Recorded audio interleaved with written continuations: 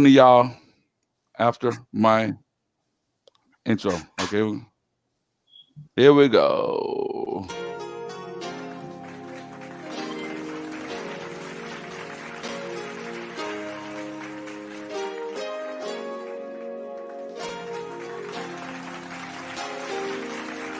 That's right, y'all. Welcome to Third Eye Visions. We got a good one for y'all today. I got my people with me.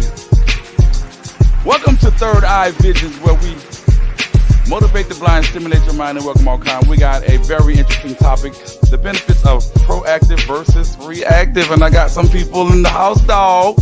I got we'll talk about once this intro is over. And I'm so sorry to forgot I didn't have the name of the individual who provided this music to me, but I'm gonna have it tomorrow, and I'll give him some props. But I want to thank you all for coming and checking out the topic that we have today. Hello, my name is Anthony Parker, and I have some guests with me. But before I do that, let me jump into the little intro that I always use, and y'all should know it by now. Welcome to Third Eye Visions, where we motivate the blind, stimulate your mind, and welcome all kind. I got a great one for you all today. Uh, of course, I have Aleatha Donaldson from Aletha's Humble Life, my sister from Another Mister, and y'all, I want y'all to check out her YouTube channel. We're gonna be talking about that toward the end, and also we have Maggie from, and if I murder this, please shoot me, from the YouTube channel Semper Astra. Yes. Okay, great. And she's from Poland by way of England. I wish I was in England right about now because this country is going to shambles. But we ain't gonna talk about that. She's gonna tell you what what the name is behind that. But let me tell you the topic. Um, so that you all will be able to participate if y'all so desire. The benefits of being proactive versus reactive, and we all know the definition of that. Just in case y'all don't, I'll have someone give you the definition. Most definitely, y'all subscribe, hit that notification bell, like, share, and comment. And I want to say thank you. Thank you. Thank you for all my new subscribers. I'm so happy. I'm almost to my goal. And hopefully, with this particular topic, which is very important, I will reach my goal at that point. So, with that being said, Aleatha, are you with me today? It's going to be a little I'm delay. with you. I'm with you. I'm excited. I'm excited. Okay. Well, tell everybody briefly where they can find you at, and we're going to get into our guest and let her do her thing. Well, y'all, this is Aleatha from Aletha's Humble Life. I am also at my goal, but I've set another goal. But God has blessed me to make it to my first goal, which was 50 subscribers. Thank you, everyone, for subscribing. I really appreciate it. And we are definitely going to have something later on today for the subscribers. So, yes, this Humble Life. Subscribe. Okay. All right. And Maggie, since you are the guest, tell everybody where you are from and a little bit about your channel and tell them to come and Okay. check it out. Go ahead. So my name is Maggie, and as Anthony said, I am originally from Poland, but 10 years ago I moved to England mainly because of employment reasons and because of my career. And I lost my sight when I was 15, and after losing my sight, for some time I was really worried that I may be never able to lead independent and happy life. And what helped me most to overcome all of my difficulties was learning from other blind people who were sharing their experiences. So now, when I have managed to achieve many of my goals, and when I have managed to develop independent and happy life where I have lots of friends, lots of hobbies, and I have job that I enjoy. Now I want to pay back and share my own experiences and lessons that I have learned from my journey. And this is why I started my YouTube channel. And the name is called Semper Astra. This is hard to spell, so I hope that Anthony will give the link in the description below. Yes. And on my channel, I mainly share really practical tips on employment, on independent life skills, on what helped me to overcome my difficulties when I lost my sight, And I also try to refer to my knowledge as a psychologist and as a CBT therapist. So it's all, very precise, I would say, and very, very practical. Okay. All right. All right. Well, good. That's she's just being humble. She's a very bright individual, and I guess she don't want to share all that. You have to go to her channel so y'all can check it out. So, Aleatha, we're gonna be talking about proactive versus reactive. Do you know the definition of the two? I'm quite sure you are, because you kind of smart. Do you know the definition of the two? I mean, I do, but I would rather have it from a professional first, though. Not just guessing. Okay. Well, let's let Word her do up. that. Go ahead. Okay, Maggie, give us a Yeah. definition of Okay, proactive. so proactive is where we take action and we sort of are not waiting for what will happen. And reactive is when we are reacting to things that have already happened.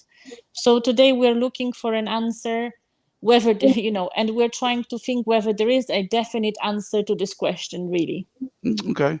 Now, with that being said, to my lovely guests and especially Maggie from Semper Astra, do you think that people, and we're not gonna just specifically speak on just blind people, but for the sake of now, we're gonna talk about blind people. Do you think mostly blind people are more proactive or than reactive, or vice versa? And I'll let Maggie go first. Well, I think that there is no one definite answer. I think that in a blind community there are people who are either super proactive or who struggle with being proactive a lot. So probably there is not many people who are in this middle ground, I would say. So either people discover that being proactive really helps them and they push on and on and on, and most of the time they are very successful, and some people really struggle with that and they kind of react to things that happen to them. Okay, great. Okay, Aleatha.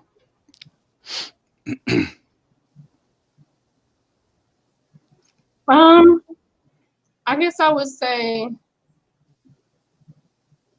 from my perspective, I think there's a lot of um, reactive because um, we're not. I'm gonna just say it from my end. When I first found out about my site, I was stagnant. I couldn't do anything. I didn't know what to do. So, and I looked around, and then when I got into communities and groups and whatnot, I seen a lot of people kind of like me saying, "What do I do now? Like, how do I start? Like, can I do this? Can I do that?"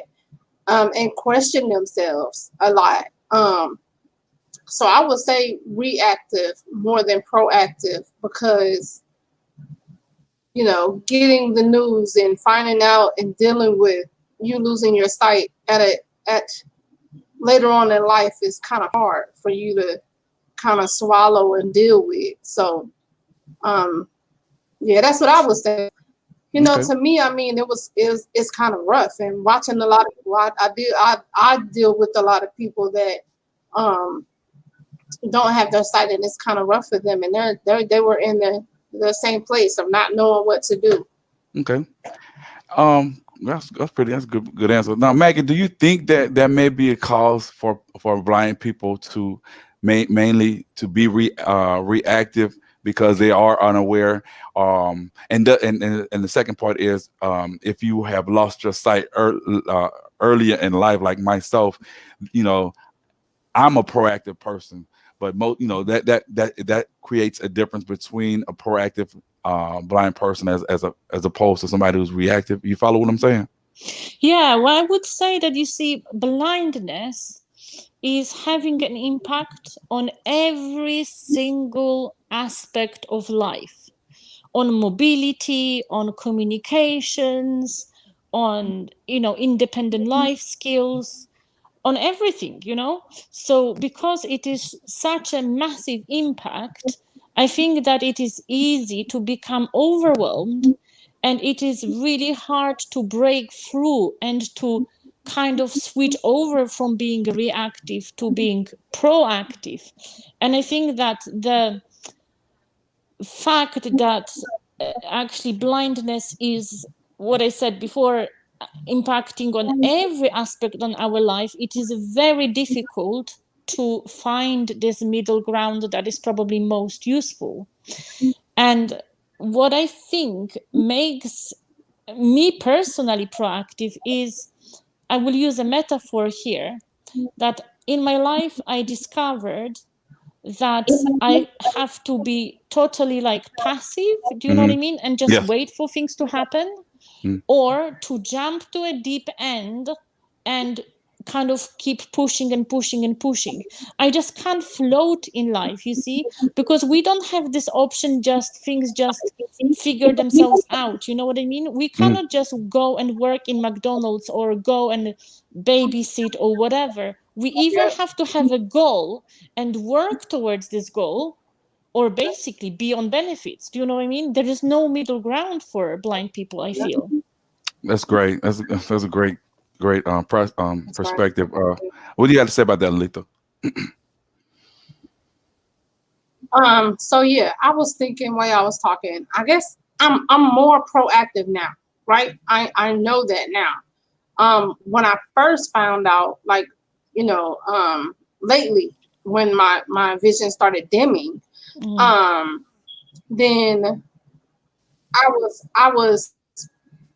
like, oh, what am I gonna do? But then after the doctor told me, like it was indefinite, like you gonna lose your sight, like that's what's gonna happen.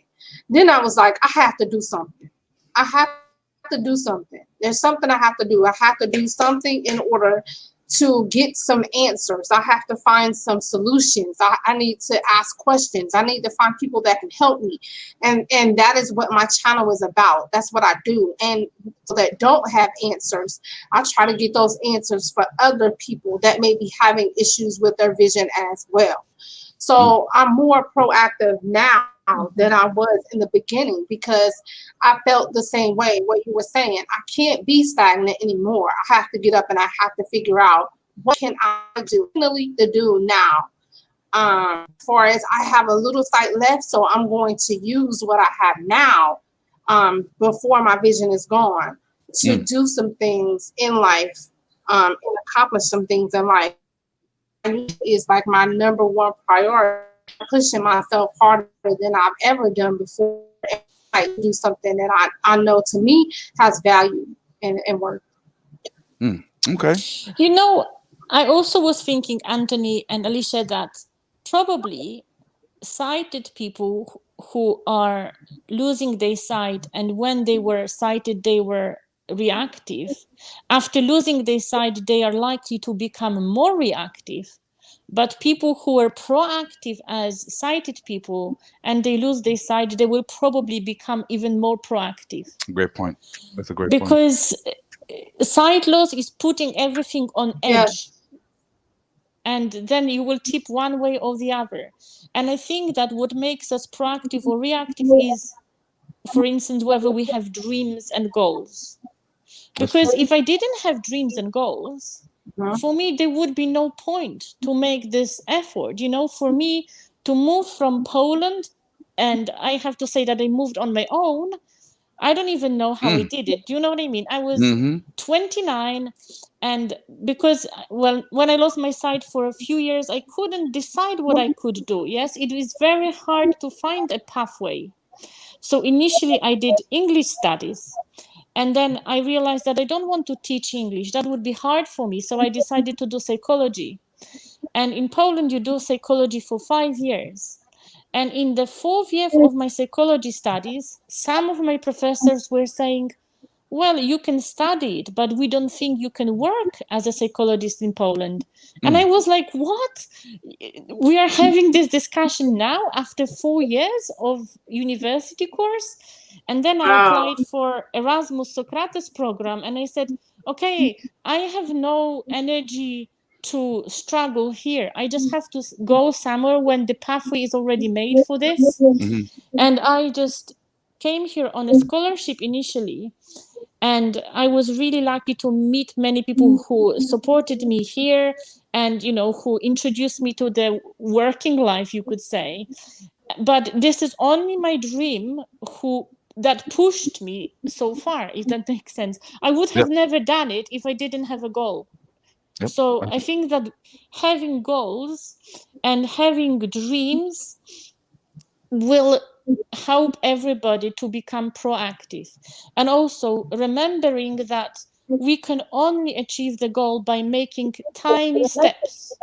So maybe you will tomorrow take the cane first time to your hand, and maybe you will just take first steps, but these first steps will take you wherever you want to go, if that makes sense. Yep. But you have to make this first move, and it may sound totally insignificant, this first kind of mobility lesson, but this is the beginning of your journey, and your journey will end, will take you where you want to go, really. Definitely. I definitely agree. I told y'all she has a great deal of knowledge Yeah. and wisdom and Thank understanding. you. One of our viewers posed the question, and I'm gonna pose it to both of you all. Y'all give me like a short answer. They want to know if let's see, if confidence building can lead to a person being proactive. And Aleatha, you can go ahead and answer that.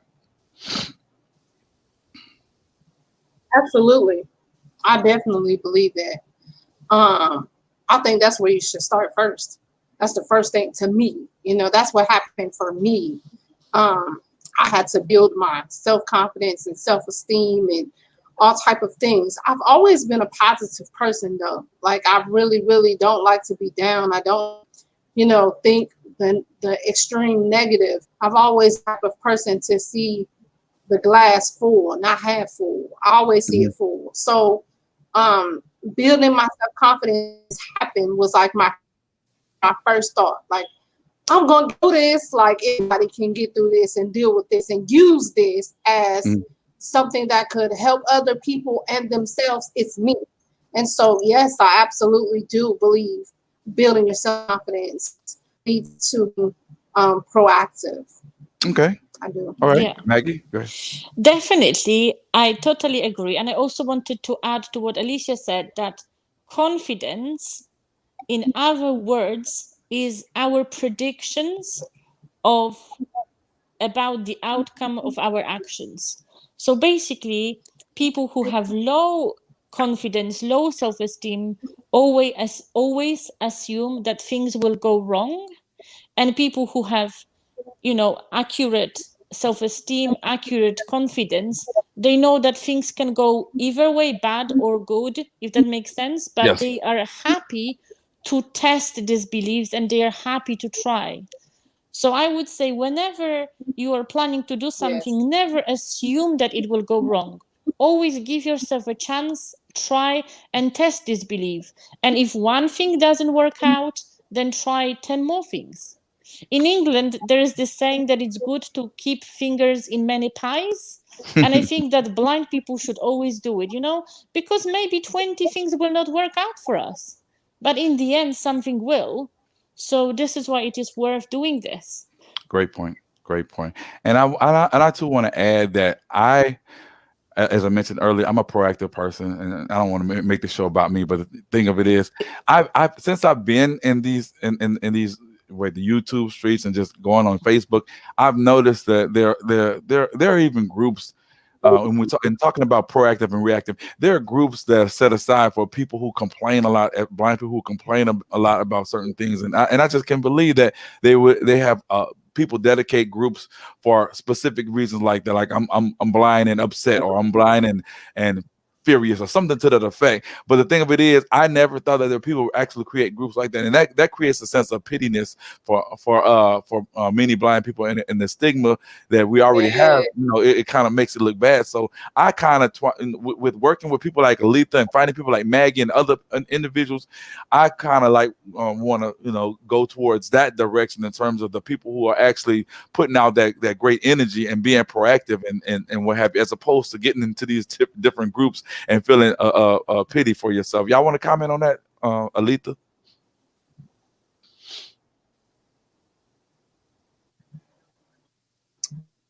that's I believe that we should be that way. And I think that us having the mind frame of being proactive, being positive, moving forward, I think that it's trend setting, right? People will see us and say, okay, how did they do that? Like, you know what I'm saying? How is he getting it? Because I asked Anthony today, like, how are you doing this? You know what I'm saying? And so, and then you know what? I probably never told Anthony this, but it's just me. He really pushes me. Like, I see him doing something and I'm like, okay, so I gotta go do this. You know what I'm saying? Or I see him developing and moving up and moving and doing things better. And he literally is my mentor. So I'm trying to do everything. So I can hear my mentor say, you know what? I see you doing good. I see you moving. I see, you know, so I think that it's trend setting. The blind people will see us doing, and they'll see us in our videos, and they'll see the expectation, the levels that we're setting in our lives, being that, you know, either we're visually impaired or blind, and saying that we can do this, and if we can do it, you can do it. So come and do something with yourself instead of sitting in the house and moaning and groaning and fussing because you can't see.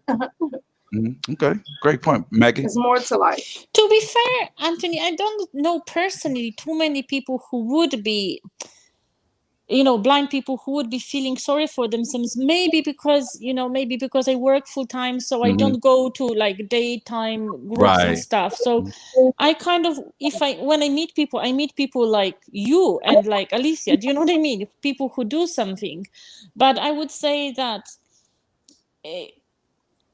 probably behind all of this, there is a lot of anxiety. And when people do these things, it is probably not because they want to be that way, but because it is hard to overcome fears. And probably, you know, when I was thinking yesterday about this, about our talk today, I was thinking that a good example of that would be mobility, you know, to be able to walk about and to be independent. You need to have technical knowledge, and people have to teach you how to walk with the cane, how to walk with the guide dog, but you also have to overcome anxiety to do this. Yep. And I think that overcoming anxiety is a bigger part. That's great. And this is why I never kind of try to, like, you know, like blame somebody for feeling sorry for themselves. I always think, gosh, where is this coming from? And if this is anxiety, don't waste your time on anxiety. That can be overcome in therapy or in groups, or you can just keep practicing and just don't avoid, because avoidance is the worst enemy. And more you will avoid, then harder it will be to break through. Great point. Great point. Aleatha, you want to rebut on that, or are you straight? I got a question. I do. So, Miss Maggie, so you what the anxiety part is the part that I have, right? So my sight started going dim about 5 months ago, and I haven't spoke to anybody. I haven't said anything to anybody. My husband doesn't even know, but like I'm physically, and I don't complain. Nobody knows what I'm going through. They don't know, you know, how dark it is for me. I don't tell them. But anyways, so the anxiety that I have is because I haven't had any training.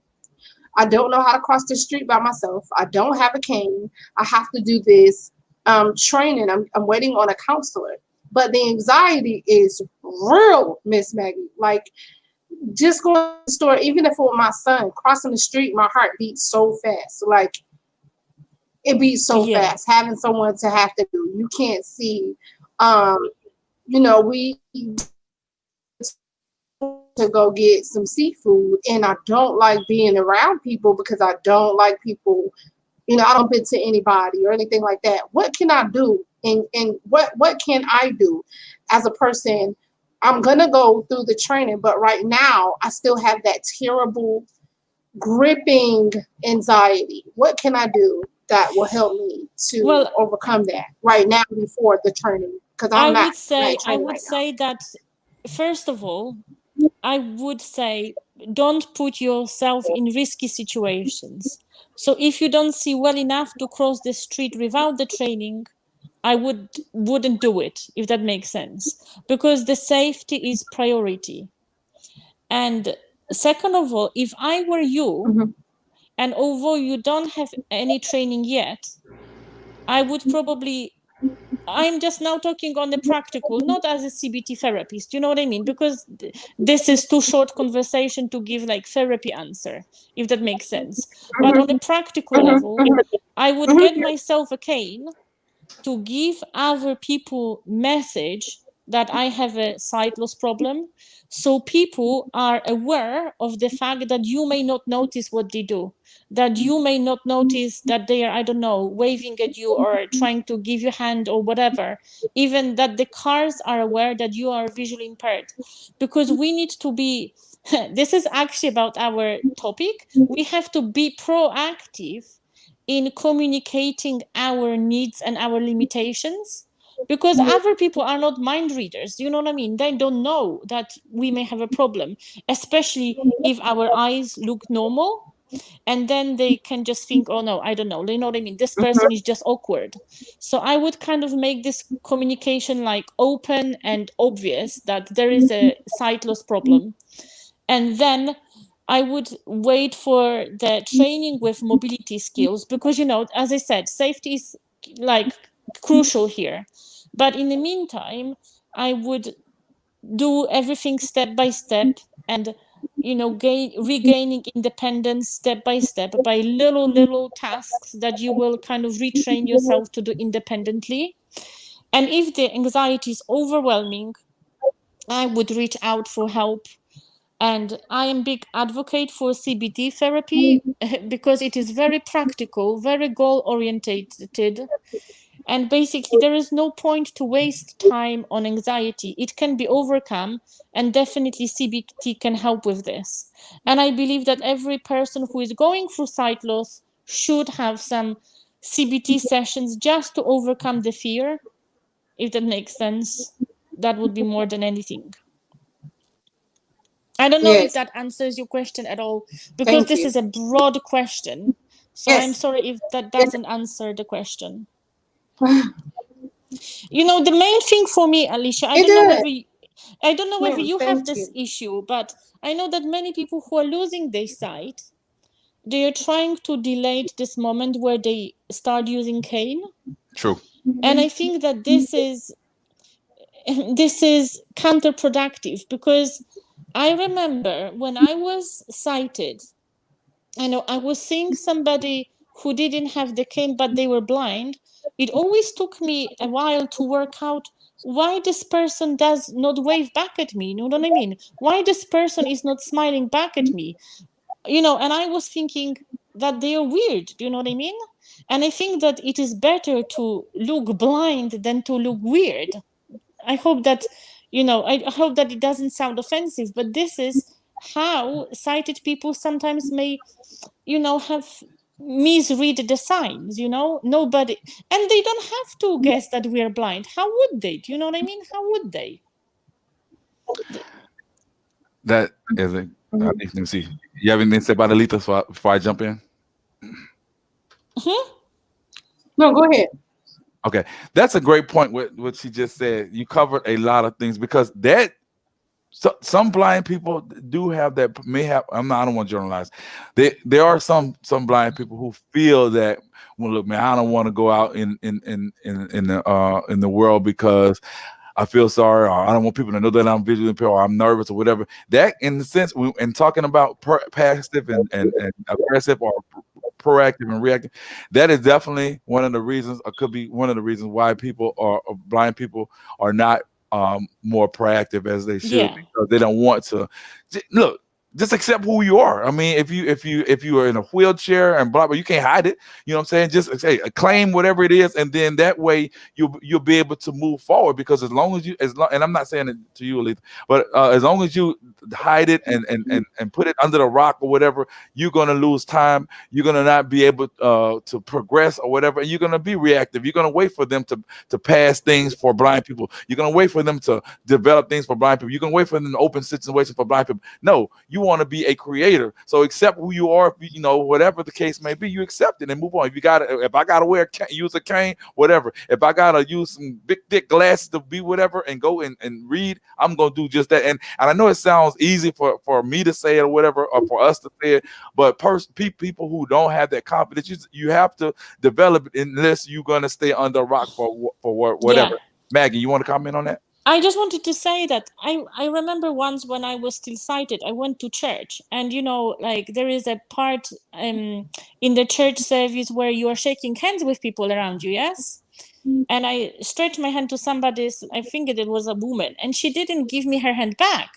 And I was thinking, oh wow, you know what I mean? Why is she like that? And then I worked out that she was blind. So basically, what I'm just saying that sometimes blind person without the cane gives much worse impression than the blind person with That's the a great cane. point. Great point. Because I just know, okay, she's blind, she can't see my hand. But when she's not giving me her hand, but I don't know that she's blind, I just think that, she's either rude or awkward. Do you know what I mean? And it is not my fault because she didn't give me the message. So if I was now going through the sight loss, I would be grabbing all of the help that there is, and I would be claiming more and more. Because another thing, actually, this is funny coincidence because I'm planning to record a video about this later on and upload it in few days.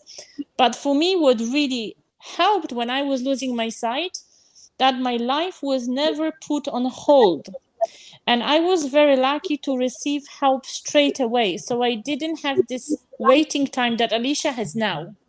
So from being a sighted, like partially sighted person, I had luck to move on straight to being a blind person.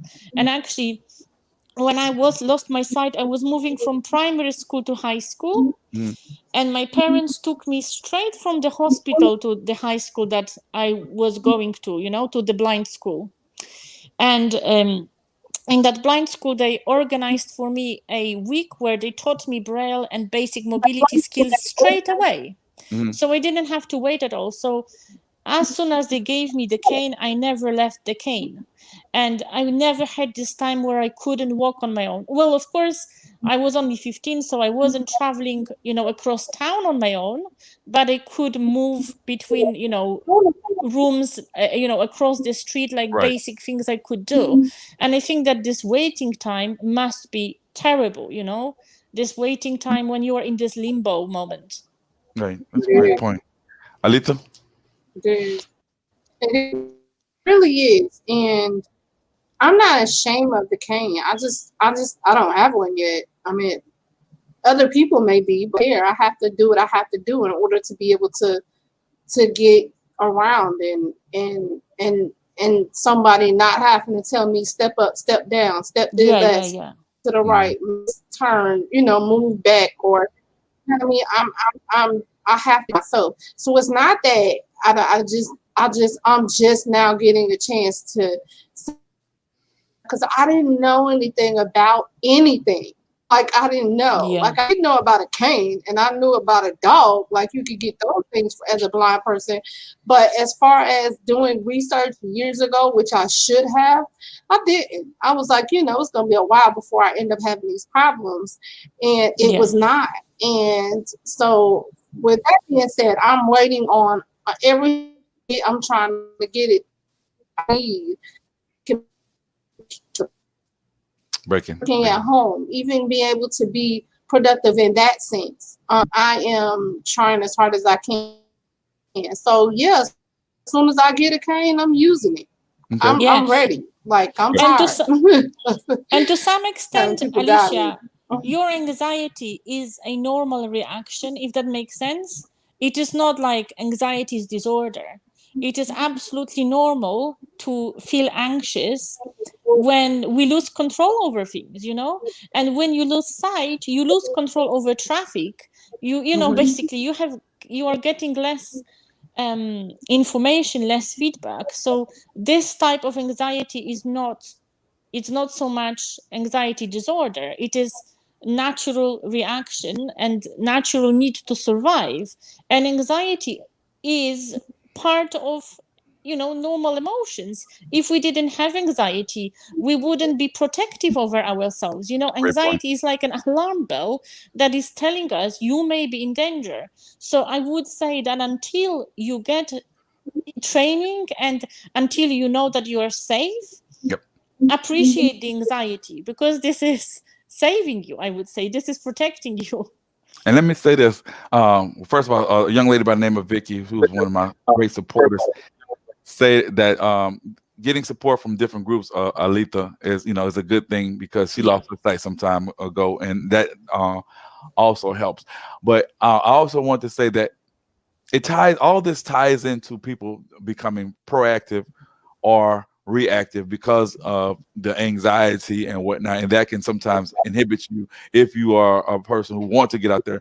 It can inhibit you from from going out and being a person, a go-getter, making things happen. So what Maggie has stated definitely applies, and not only to Aleatha, but applies to everyone who Yeah. visually impaired. If you sighted, and if you have the ability, and there's something that you may feel that is, you may have something that you a person there. No one person looks the same. So whatever you may feel that's is a help me out with the word. If you look different from someone else and you feel that you kind of scared about it or whatever, and you don't want, you just put that aside, and you claim it and what have you, and that's the first step of getting over any anxieties and getting the chances of you going out and being proactive. Am I right, Maggie? I mean, I'm trying to sound Yeah, like a I would psychiatrist. say, yeah. And I think that this conversation unexpectedly went to very important subjects, and I'm glad that it is going that way. I mean, that we moved from being proactive and Yeah, it's reactive to definitely kind of like cane users. Yeah, definitely. Well, we're getting some comments. People are saying that this is a very good topic, and I didn't come up with myself. I want to thank Maggie from say it again, Sempra. Semper Astra, yes. Okay, and that again means what?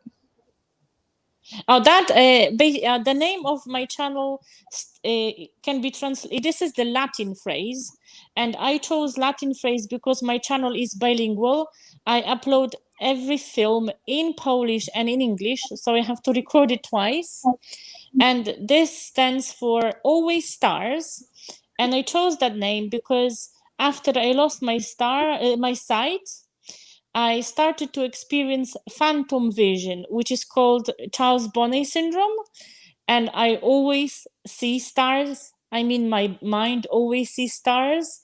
And I am always grateful for that because I was not left in darkness. I still have these visual sensations. And I thought that that will be really cool name for my channel as well. Okay. Well, I'm before I let my guests have the last word, because I'm quite sure y'all tired of hearing me talk. I'm glad to have y'all on here to create a dialogue, and I'm quite sure that if you all tune into these other channels like Aleatha Summer Life, you may find some of these guests on here and whatnot. So with that being said, y'all please subscribe to these channels if you haven't already, and I will be doing some work afterwards and put the links in the description. So with that being said, I'm gonna let Aleatha say her words first in terms of where they can find her at and what's to be expected on her channel. And Maggie, you're gonna have the last word because you are the guest. So Aleatha, go ahead.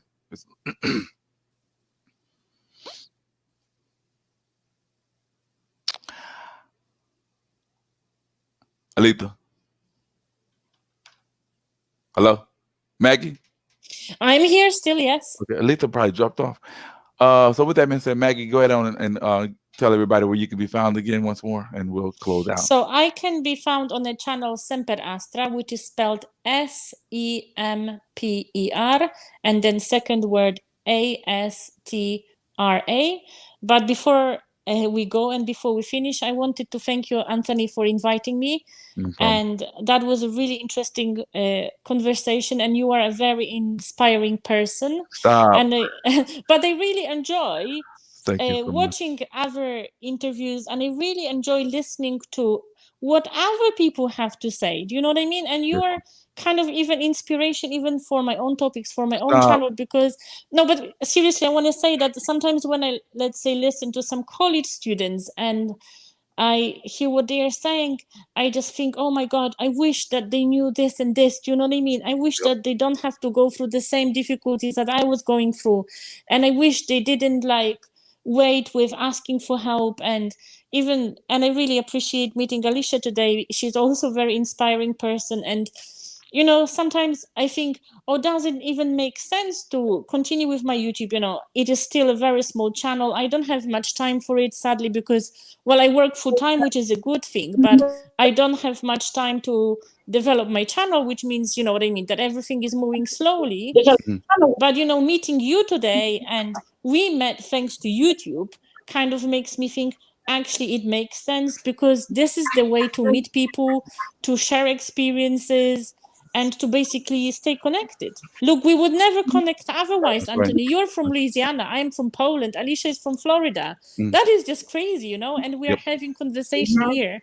Well, now I am in the UK, but you know what I mean? Like, Yes, I do. we would never meet without this platform. So no matter how small channels we are, it still helps. And I'm grateful for this connection. Thank you so much, though. And as we have Aleatha back, Aleatha, you want to say anything before we leave?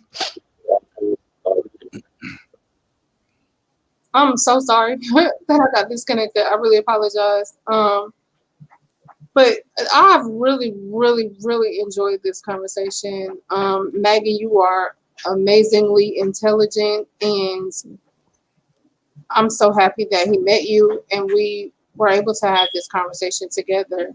And Anthony, thanks very much for allowing me to be on with you today. It was really, really awesome. Like, literally, I learned a lot. I got a lot of information, and yeah, thank you so much. I really appreciate it. Okay, well, y'all support these channels, and as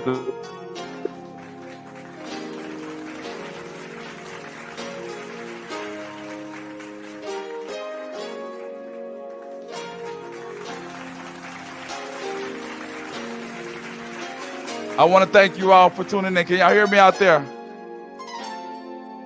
Thank y'all again for tuning into Third Eye Visions, where we motivate the blind, stimulate your mind, and welcome all kinds. Y'all go support Aleatha's Humble Life and Semper Astra. I'm gonna have the name in the thing.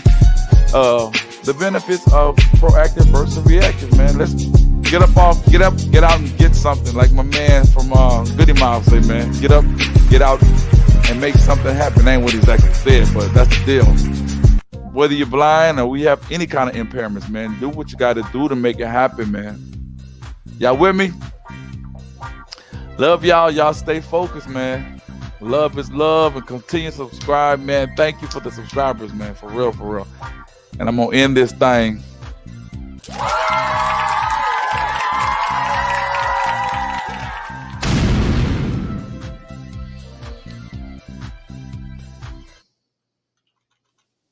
All right, y'all gone?